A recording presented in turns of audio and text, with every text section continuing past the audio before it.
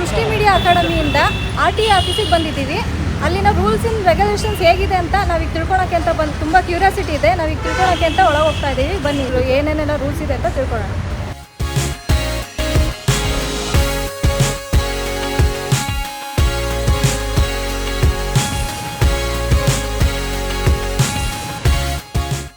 ಸರ್ಕಾರದ ಅಧೀನ ಕಾರ್ಯದರ್ಶಿ ನಾವು ಸರ್ಕಾರದ ಹಣ ಅಂತ ಬಂದಾಗ ಇದು ಗಮನಕ್ಕೆ ಬಂತು.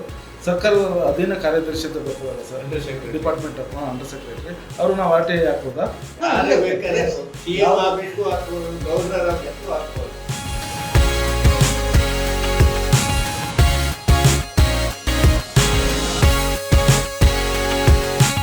ಕಟ್ಟತಕ್ಕಂಥ ತೆರಿಗೆಗಳನ್ನು ಸರಿಯಾಗ್ತದೆ.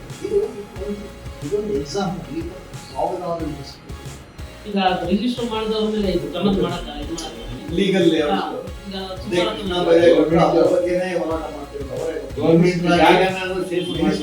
ಅವರ ಜಾಗದಲ್ಲೇ ಮಾಡಿ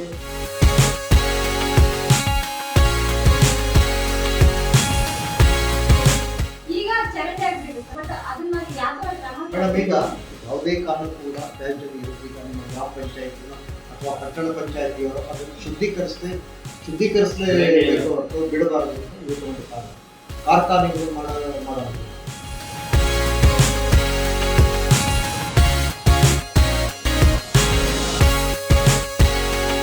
ಇವತ್ತಿನ ನಮ್ಮ RTAಗೆ ಏನು ಬಂದಿದ್ವಲ್ಲ, ಅಲ್ಲಿನ ಕಾರ್ಯಕ್ರಮ ನಮಗೆ ಯಶಸ್ವಿಯಾಗಿದೆ. ಇಲ್ಲಿನ ಸಂಪಾದಕರಾದ ವೀರೇಶ್ ಸರ್ ನಮಗೆ ಇಲ್ಲಿನ ಬಗ್ಗೆ ಆಗಲಿ RTA ಅಂತ ಅಂದರೆ ಏನು, ಅದ್ರ ಕಾನೂನು ಹೇಗೆ, ಹಕ್ಕುಗಳನ್ನು ಹೇಗೆ ಚಲಾಯಿಸಬೇಕು, ನಾವು ಹೇಗೆ ಮಾಹಿತಿ ಪಡ್ಕೊಂಡು ನಾವು ಯಾವ ಥರ ಕ್ರಮಗಳನ್ನು ಕೈಗೊಳ್ಬೋದು ಅನ್ನೋದನ್ನು ನಮಗೆ ಸಂಕ್ಷಿಪ್ತವಾಗಿ ವಿವರಣೆ ನೀಡಿದ್ದಾರೆ.